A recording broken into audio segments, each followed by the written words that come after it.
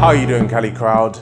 We are 1,000 subscribers strong. That is just mad. I just want to take a second to say thank you so much for the continuous stream of support we've been getting here on this channel. Showing the journey of how to move better and perform various calisthenics skills in real time is what this channel is all about. And the community that we are building off the back of that, people pushing and encouraging each other to move better and train smarter, is just phenomenal, and I cannot reiterate that enough. Jumping into today's topic though, and we will be discussing gymnastics rings, more specifically why you should think about integrating them into your calisthenics training. Let's start with number one, which is their variability. I once had a football coach tell me that if you want to progress, you have to keep your body guessing. Keeping slightly beyond the realms of your comfort zone is what allows us to move forward, both in exercise and actually in life generally. With gymnastics rings, we actually have a tool that allows us to vary what we train,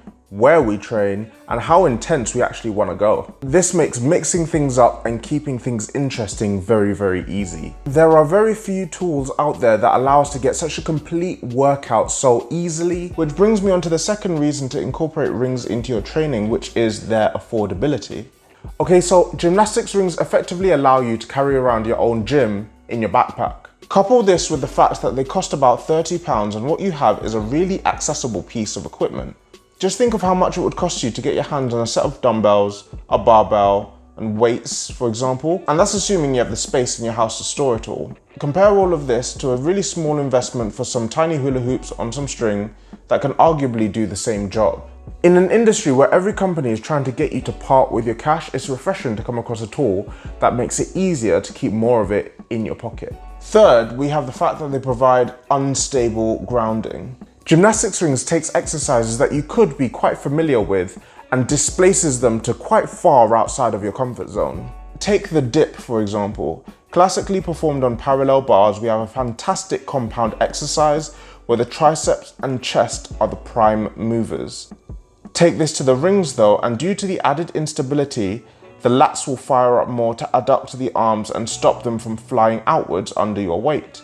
Your chest and triceps and delts now also have a job of establishing a strong base of support in addition to pushing you through the range. And where on the parallel bars you may be able to get away with having a floppy midsection, gymnastics rings just have no mercy for such nonsense. If we agree that one of the benefits of calisthenics is utilizing compound movements for effective strength and muscle gains, then all this extra tension in the muscles that aren't even primary drivers to the movement is why rings will add so much value.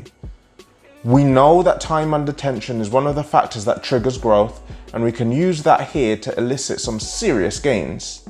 And finally, we have the benefits on the joints. This one is actually less of a positive and more of a public service announcement. On the negative side, we have the fact that the added tension created by the instability of the rings is going to place more stress on the joint structures. This may mean that we need to focus more on recovery in order to avoid overtraining and overuse injuries. However, with bars, our hands and arms are rooted to positions that may not be entirely safe for us throughout the entire range of the movement. With gymnastics rings though, they give us the freedom to express that movement without the restriction of a solid structure fixing us into place, which allows the joints to move in more natural ways. As you can probably tell, I am a huge fan of gymnastics rings, but ultimately it comes down to your goals. What you want to achieve is always going to be the main focus to determine what you want to do. Leave a comment below on your favorite gymnastics rings exercise or skill, and why it's your favorite exercise or skill, even if you can't do it yourself. Mine, for example, is a skill called the Maltese.